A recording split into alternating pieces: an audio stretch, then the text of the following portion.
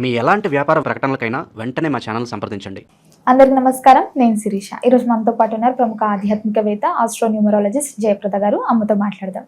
అమ్మ నమస్కారం. నమస్తే అమ్మ. శ్రీమాత్రే నమః. అమ్మ, చూస్తుండగానే ఈ 2020 సంవత్సరం గడిచిపోయింది. సో ఆంగ్ల నూతన సంవత్సరం 2026కి అడుగు పెడుతున్నాం. ప్రతి ఒక్కరికి ఉండేదే మా రాశి వారికి ఎలా ఉండబోతుంది, ఎలాంటి జాగ్రత్తలు తీసుకోవాలని.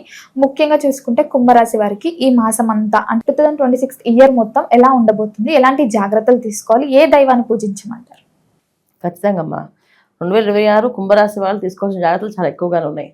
జాగ్రత్తలు తీసుకుంటూ ముందుకు వెళ్తే అన్ని అనుకూలంగా వీళ్ళకి అంటే వడ్డించి విస్తలాంటి జీవితాన్ని మనం హ్యాపీగా తినచ్చు కూర్చొని. అలాంటి లైఫ్ అనమాట వీళ్ళది ఎప్పుడు కూడా. కుంభరాశి వాళ్ళకి ఏంటంటే ఏది వచ్చినా ఏ కష్టం వచ్చినా వాళ్ళు దాన్ని హ్యాండిల్ చేసేసుకుంటారు. పర్లేదు లేదని చెప్పేసి.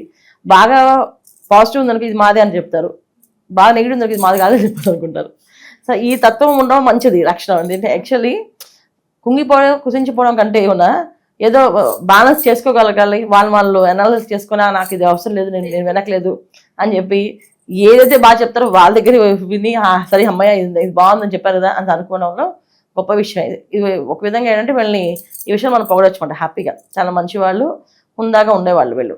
అయితే ఈ కుంభరాశి వాళ్ళకి ఈ సంవత్సరంలో ఫలితాలు మనం తీసుకుంటే వర్ష ఫలితాలు అంటే ఆంగ్ల నూతన సంవత్సర ఫలితాలు ఎప్పుడు కూడా ఏంటంటే ఉగాది నుంచి ఉగాది తెలుసుకోవడం వల్ల, ఏదైనా క్షేత్రంలోనో లేదా గుళ్ళోనో వినడం వల్ల ఎటువంటి ఇబ్బంది వచ్చినా ఈ సంవత్సరం మీకు ఈ ప్రాబ్లమ్స్ ఉన్నాయి, ఈ ఇబ్బందులు వస్తాయంటే అక్కడ దేవుడి దగ్గరికి వెళ్ళి స్వామి మాకు ఏమో రాకుండా నువ్వే కాపాడు అంటే అక్కడ చుట్టూ ఉండే ఎనర్జీస్ ఎలా ఉంటాయి, పాజిటివ్ హై పాజిటివ్ ఎనర్జీస్.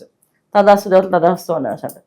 అలాగే దానితోడు అక్కడ ఉన్న పూజారి గారు వచ్చి మనకి తీర్థం ప్రసాదం సెటారి పెట్టి మనోవాంఛా ఫల సిద్ధిరస్తు, ఇష్టకామ్య ఫల సిద్ధిరస్తు, ఇష్టకామ్యార్థం అని చెప్పి చదువుతూ ఉంటారు వాళ్ళు. ఈ రెండు చదవడం వల్ల ఏంటంటే మనకి అన్ని అనుకూలంగా మారిపోతాయి. ఇప్పుడు మనం ఏదైతే వింటున్నామో జనవరి నుంచి డిసెంబర్ దాకా ఫలితాలు ఇవన్నీ ఏంటంటే 2026 మొత్తం కలిపితే వచ్చిన నెంబరు 10, అంటే 0 తీస్తే 1 నెంబరు. 26 అనే ఓన్లీ తీసుకుంటే 8 నెంబరు, అంటే 1 and 8 కాంబినేషన్.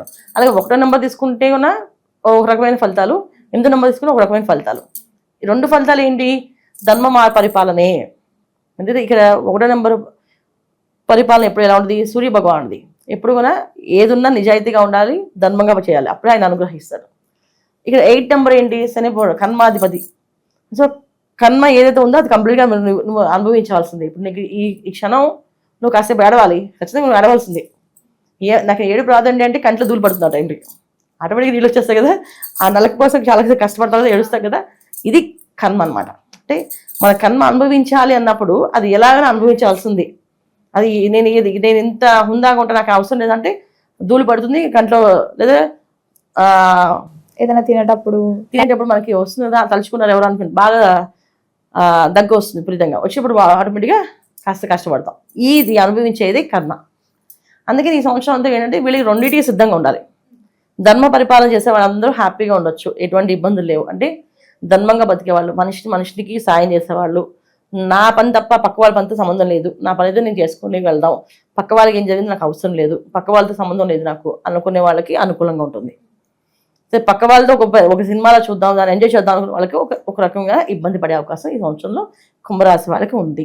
ఎందుకంటే వీళ్ళకి రాశిలో రాహువు శని భగవానుడు వక్రించి మళ్ళీ నార్మల్ స్థితికి వచ్చేసి ఆయన మీన రాశిలో ఉంటాడు. అంటే రాహువు శని, తర్వాత అతిచారంలో గురువు 6వ స్థానంలో. ఇక్కడ వీళ్ళకి కుంభరాశి 2వ స్థానంలో శనేశ్వరుడు, 6వ స్థానంలో గురువు. ఈ 2 గ్రహాలు ఇలా ఉండడం వల్ల ఏమవుతుందంటే ఏ పని చేసినా కష్టంగా స్టార్ట్ అవుతుంది. ఫస్ట్ కష్టం, తర్వాత సుఖం. అందరికీ ఏంటంటే ఫస్ట్ సుఖం, తర్వాత కష్టం అనుకుంటాయి. వీళ్ళకి మాత్రం ఫస్ట్ టఫ్గా ఉంటుంది, తర్వాత ఈజీ అవుతుంది. ఉద్యోగం కొత్త ఉద్యోగం వస్తుంది, ఆ ఉద్యోగంలో అందరిని అర్థం చేసుకుని కొంచెం కష్టం ఉంటుంది వీళ్ళకి. కొంతకాలం నడిస్తే కానీ అది వీళ్ళకి అనుకూలంగా మారదు. అలాగే కొత్త వ్యాపారం స్టార్టింగ్ డబ్బులు ఏం రావు, 6 నెలలు 7 నెలల దాకా నడిపిస్తూ ఉండాలి, రన్ చేస్తున్నారు దాన్ని, అప్పుడు డబ్బులు వస్తాయి వీళ్ళకి. సో ఇలాంటి సిచ్యువేషన్స్ ఈ కుంభరాశి వాళ్ళకి ఉంది. ఇక విద్యార్థుల విషయంలో వస్తే చదువుతారు, అరకెళ్ళకి మర్చిపోతుంటారు, ఎంత చదివారో అంత మర్చిపోతుంటారు.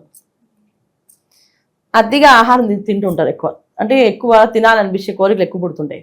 అది వండుకుని తిందాం, ఇది వండుకుని తిందాం, ఇది చేసుకుని తిందాం, ఇక్కడికి వెళ్ళి తిందాము అని చెప్పేసి ఎక్కువ తింటూ ఉంటారు. దీనివల్ల ఏంటంటే కాస్త ఎక్కువ అతిగా తింటే ఏమొస్తుంది, కాస్త రోగం కూడా ఎక్కువ వచ్చే అవకాశం ఉంటుంది. ఇలా కుంభరాశి వాళ్ళకి ఈ సంవత్సరంలో కొన్ని విషయాల్లో కష్టం అనేది కనిపిస్తుంది. కొన్ని విషయాలు, అన్ని విషయాల్లో కాదు, కొన్ని విషయాల్లో కష్టంగా అనిపిస్తుంది. ప్రొఫెషనల్ రంగంలో ఉన్న వాళ్ళకి కాస్త అనుకూలంగా మారే అవకాశం ఉంది. ప్రొఫెషనల్ రంగంలో ఎప్పుడు కూడా పొద్దున్న లేచి వాళ్ళ వర్క్ వాళ్ళు చేయాల్సిందే, లేకపోతే వాళ్ళకి ఫుట్బాల్ రాదు, అందుకు వాళ్ళు చేస్తారు, వాళ్ళకి ఇబ్బంది లేదు. ఏదైతే వ్యాపారాలు మనకి ఎక్కువ ఏ వ్యాపారాలు అంటే ఈ స్టాక్ సంబంధించిన మార్కెట్ సంబంధించిన వ్యాపారాలు చేసే వాళ్ళకి కాస్త చూసి స్టాక్ మార్కెట్లో ఉన్న వాళ్ళు కొంచెం ఆలోచించి అడుగు వేయాలి. వెంటనే చేద్దాం వచ్చేస్తుంది అని చెప్పి చేస్తే మాత్రం ఒకేసారి ముంచే అవకాశం ఎక్కువగా ఉంటుంది.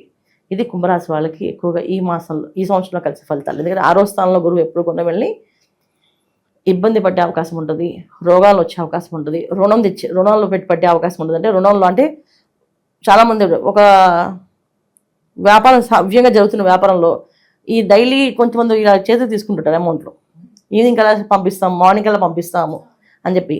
ఇలాంటి విషయాల్లో అలా మార్నింగ్ కల్లా ఇస్తా ఉన్న వాళ్ళు ఎవరన్నమాట.